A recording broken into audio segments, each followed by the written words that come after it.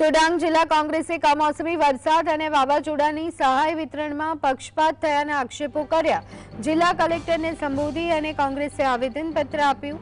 સમગ્ર મામલે તપાસની માંગ કરી। કોંગ્રેસનો આક્ષેપ છે કે કેટલાક સરપંચો દ્વારા સર્વેમાં ભેદભાવ રખાયો છે। જિલ્લામાં 2150 હેક્ટરમાં નુકસાન પામેલા લગભગ 2000 જેટલા તમામ ખેડૂતોને કમોસમી વરસાદ અને વાવાઝોડાની નુકસાની મુજબ સહાય મળે તેવી માંગ કરી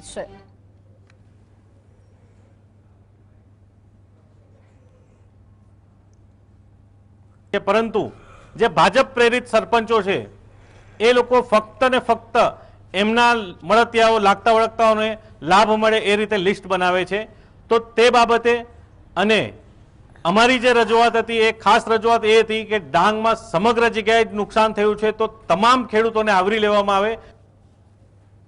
ઘણું નુકસાન થયેલું છે, આખા ગામમાં નુકસાન તેમને થયેલું છે, પણ જે વરસાદ વરસતા પહેલાં ચેકડેમ તૂટી ગયો, વરસાદમાં ને નદીમાં પાણી ઘણું આવી ગયું, તેના લીધે 10-12 ઘર તૂટી ગયા, ઘણા નુકસાન થયેલું। ને ધારાસભ્ય સાહેબ આવ્યા, વિજયભાઈ ને જિલ્લા પ્રમુખ સાહેબ આવેલા ને કર્મચારીઓ આવેલા ઘણા। તો સરકારે ટીમ મોકલી, કર્મચારી અધિકારીઓને રાજકીય પદાધિકારીઓ પણ અહીંયા આવ્યા, બધાને આશ્વાસન આપી ગયા કે તમને સહાય મળશે, પણ એમાંથી માત્ર 3 થી 4 જણને છે તો સહાય મળી છે।